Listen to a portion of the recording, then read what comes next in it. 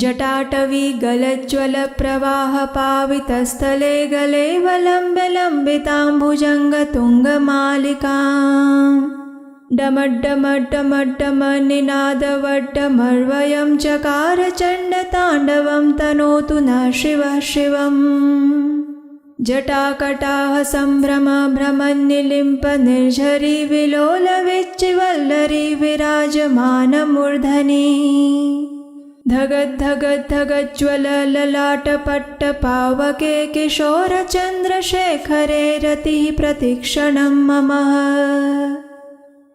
हरे कृष्णा। श्रावण मास के इस पवित्र समय में हम श्रवण कर रहे हैं आदिदेव महादेव की सुंदर कथाओं का। अभी तक हम भगवान शिव की इस कथा यात्रा में सोमनाथ ज्योतिर्लिंग और मल्लिकार्जुन ज्योतिर्लिंग की कथा सुन चुके हैं और आज हम बात करेंगे उज्जैन में स्थित महाकालेश्वर ज्योतिर्लिंग के रहस्यों और रोचक कथा के बारे में। तो चलिए सबसे पहले हम सुनते हैं एक पौराणिक कथा जिसमें छिपा है इस महाकालेश्वर ज्योतिर्लिंग की स्थापना का रहस्य। उज्जैन नगरी जिसे प्राचीन काल में अवंतीपुर के नाम से जाना जाता था। एक समय उज्जैन नगरी में वेदप्रिय नामक ब्राह्मण रहते थे। वे अपने घर में प्रतिदिन 24 घंटे उनके द्वारा स्थापित शिवलिंग की पूजा अर्चना करते थे। वे शिवजी के अनन्य भक्त थे। उनके 4 पुत्र थे जिनमें सबसे बड़ा था देवप्रिय और उसके बाद प्रियमेधा, सुवृत और सुव्रत। ये चारों पुत्र भी अपने पिता के समान ही भगवान शिव के अनन्य भक्त थे। अपने दिन का अधिकतर समय वे महादेव की पूजा अर्चना और उनके गुणगान करने में ही व्यतीत करते। उनके घर में निर्विघ्न रूप से हमेशा यज्ञ चलते रहते थे।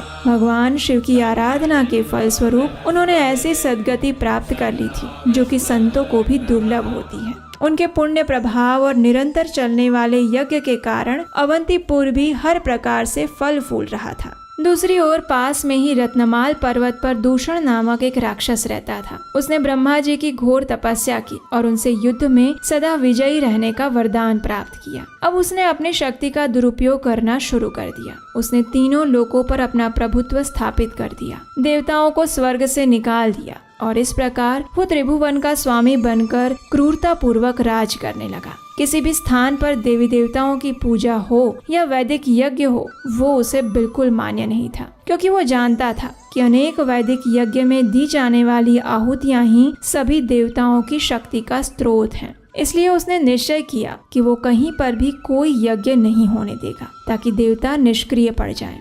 और फिर क्या था, दूषण ने चारों ओर ब्राह्मणों पर अत्याचार करना शुरू कर दिया। लेकिन जब उसने देखा कि उसके राज्य के निकट ही अवंतीपुर में अभी भी धर्म का साम्राज्य फैला हुआ है, इस बात को वो कैसे सहन कर सकता था। उसी क्षण उसने उज्जैन पर आक्रमण किया और जितने भी ब्राह्मण थे उन सब के यज्ञ बंद करवाए। उसके अत्याचार के सामने विरोध करने का साहस भला कौन कर सकता था। इसलिए उसके भय से सभी ब्राह्मणों ने वैदिक यज्ञ बंद कर दिए। लेकिन वेदप्रिय और उनके चारों पुत्र इस आतताई से नहीं डरे, क्योंकि वे जानते थे कि काल उसका क्या करे जो भक्त हो महाकाल का। उनके अंदर ना तो भय आया और ना ही महादेव के प्रति उनकी श्रद्धा कम हुई। ऐसे में वेदप्रिय ब्राह्मण ने अपने पुत्रों को संबोधित करते हुए कहा, हे मेरे प्रिय पुत्रों, हमारा नगर इस समय महासंकट की स्थिति में है। चारों ओर उस आतताई असुर ने अस्त्र शस्त्र से सज्ज अपने सैनिक एकत्रित किए हुए हैं, लेकिन हमारे पास ना तो कोई सेना है और ना ही शस्त्र। हम उनसे युद्ध भी नहीं कर सकते। हमारे पास कोई है तो वो है सिर्फ हमारे आराध्य देव भगवान शिव। इसलिए हमें उनकी ही शरण में जाना चाहिए और उनके प्रति हमारी श्रद्धा को अटूट बनाए रखना चाहिए। वे अवश्य अपने भक्तों की रक्षा करते हैं। अपने पिता के ऐसे साहसपूर्ण वचनों को सुनकर वेदप्रिय ब्राह्मण के सभी पुत्रों में एक नवीन उत्साह और श्रद्धा का संचार हुआ। उन्होंने मिट्टी से बने अपने शिवलिंग की पूजा करना आरंभ किया और अब अवंती में सिर्फ यही एक घर बचा था जहां अभी भी भगवान शिव की आराधना हो रही थी। अब दिन रात वेदप्रिय ब्राह्मण और उनके चारों पुत्र महादेव की आराधना में इतने लीन हो गए कि उन्हें इस बात का पता भी नहीं चला कि कब उनके घर के द्वार पर दूषण असुर आकर खड़ा हो चुका था। वो उन्हें धमकाते हुए कहने लगा, अरे मूर्ख ब्राह्मण, ये पूजा अर्चना करना बंद कर दे। यदि तूने ऐसा नहीं किया तो मैं अपनी तलवार से तेरा मस्तक धड़ से अलग कर दूंगा। मेरी बात मान ले, अन्यथा अपने प्राणों से हाथ धो बैठेगा। लेकिन उस असुर की बातों का वेद प्रिय ब्राह्मण या उनके पुत्रों पर कोई असर नहीं हुआ। वे सभी तो भगवान शिव की आराधना में लीन हो चुके थे। उन्हें इस प्रकार ध्यान मग्न अवस्था में देखकर दूषण ने अपनी सेना के साथ उन पर आक्रमण करने लगा और उसी समय एकाएक धरती कांपने लगी, आसमान गरजने लगा। जो पार्थिव शिवलिंग वेदप्रिय ने स्थापित किया था उसमें भयंकर कड़ाका हुआ और उसमें से विशाल काय महाकाल प्रकट हुए। सिंहनाद करते हुए उन्होंने उस असुर से कहा, अरे मूर्ख, तूने मेरे भक्तों पर अत्याचार किया है। तुझे क्या लगा कि वे निसहाय है? नहीं, अब जा, जितनी तीव्रता से भाग सकता है भाग ले और अपने प्राणों को बचा ले। इतना कहकर महाकाल ने दूषण और उसके सैनिकों को भागने का अवसर दिया, लेकिन थोड़े दूर तक जाते ही महादेव की अग्नि ज्वाला युक्त दृष्टि उन पर पड़ी और वे सभी उसी समय जलकर भस्म हो गए।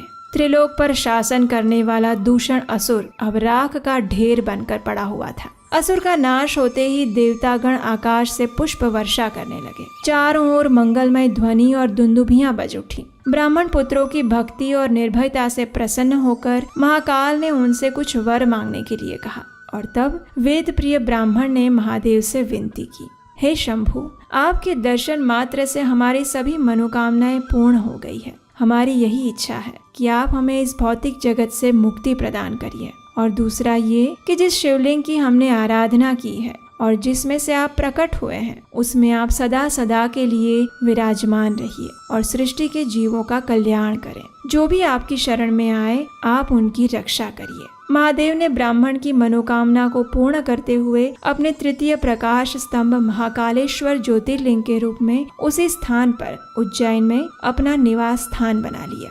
नैमिषारण्य में एकत्रित हुए शौनक आदि ऋषियों को महाकालेश्वर ज्योतिर्लिंग का महत्व बताते हुए श्रील सूत गोस्वामी जी कहते हैं कि जो भी व्यक्ति महाकाल के दर्शन करता है उसे स्वप्न में भी कोई दुख नहीं आता। सभी इच्छाओं की पूर्ति के साथ साथ वह व्यक्ति मोक्ष प्राप्त करता है। महाकालेश्वर का ये ज्योतिर्लिंग मध्य प्रदेश राज्य के उज्जैन में स्थित है और 3 किलोमीटर के विस्तार में फैला हुआ है। रामायण के अनुसार भगवान श्री राम और माता सीता ने अपने स्वर्गीय पिता दशरथ महाराज का पिंडदान इसी स्थान पर किया था। भगवान श्री कृष्ण और बलराम जी ने अपने गुरु सांदीपनि ऋषि से शिक्षा इसी स्थान पर प्राप्त की थी और आज भी उनका आश्रम यहाँ पर स्थित है, जिसमें सर्वेश्वर महादेव के रूप में शिवलिंग की उपासना की जाती है। भगवान श्री कृष्ण की 8 रानियों में से एक मित्रवृंदा भी इसी स्थान की राजकुमारी थी। राजा इंद्रद्युम्न, जिनके लिए भगवान जगन्नाथ जी प्रकट हुए थे, वे भी इसी क्षेत्र के राजा थे और राजा विक्रमादित्य की राजधानी भी उज्जैन में ही थी। श्री रूप गोस्वामी बताते हैं कि धरती पर ऐसे 7 तीर्थ हैं जो कि मोक्ष प्रदान करते हैं और ये 7 तीर्थ हैं अयोध्या, मथुरा, द्वारिका, कांची, माया, काशी और अवंतिका। यही नहीं, उज्जैन नगरी कई अन्य कारणों से भी बहुत महत्वपूर्ण है। जब पक्षीराज गरुड़ अमृत का कलश लेकर अपनी सौतेली माता कद्रू के पास जा रहे थे तो मार्ग में उन्होंने 4 स्थानों पर कलश रखा था और इन स्थानों पर कलश से अमृत की कुछ बूंदें छलक गई थी। ये 4 स्थानों में से अवंतिका यानी उज्जैन भी एक है। इन चारों स्थान पर महाकुंभ का आयोजन होता है। भगवान विष्णु की कृपा से उज्जैन में शिप्रा नामक एक नदी प्रकट हुई। यदि कोई इस पवित्र पावन शिप्रा नदी में स्नान करके फिर महाकालेश्वर ज्योतिर्लिंग का दर्शन करता है तो उसे सभी 12 ज्योतिर्लिंगों के दर्शन करने का फल प्राप्त होता है।